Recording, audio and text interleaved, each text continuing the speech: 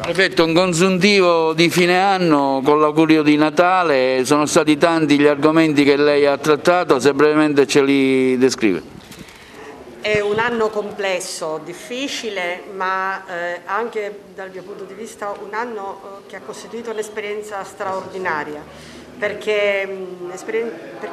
la condivisione tra i diversi soggetti, i diversi livelli di governo, la collaborazione dei sindaci, il lavoro enorme delle forze di polizia e ora purtroppo anche il lavoro di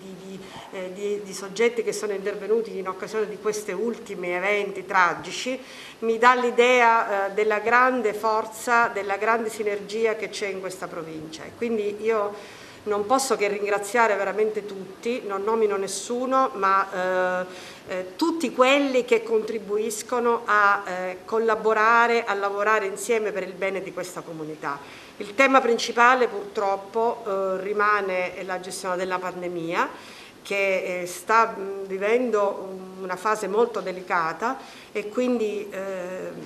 bisogna insistere sui controlli, bisogna insistere sul senso di responsabilità delle persone, che nella maggior parte dei casi c'è stato e ci continua ad essere. Altro tema che ho trattato è stato quello delle alluvioni che hanno colpito il nostro paese, la nostra provincia, con danni veramente enormi per decine di famiglie. Altro tema, ovviamente, quello che rimane un po' una costante, è stato la gestione del fenomeno migratorio, che quest'anno sta sfiorando i 35.000 arrivi. Però anche questo gestito con grande anche professionalità da parte di tutti i soggetti impegnati,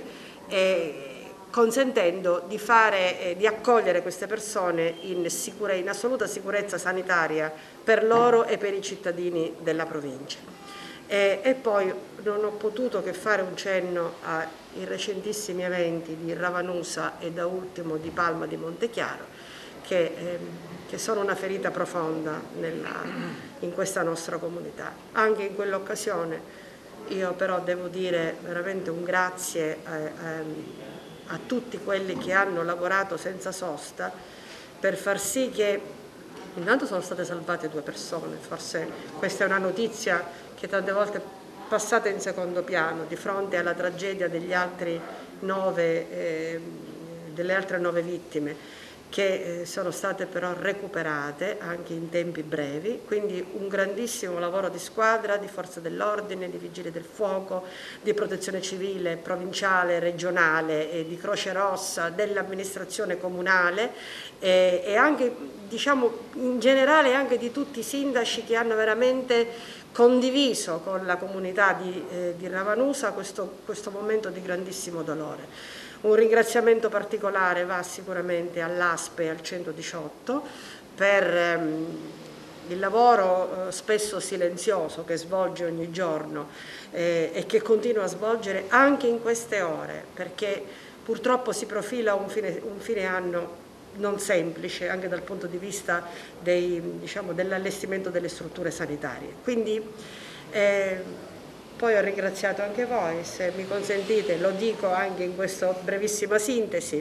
grazie per il lavoro veramente che fate, io vi sento molto vicini e partecipe a volte anche delle mie difficoltà, però ricordiamoci che questa è una provincia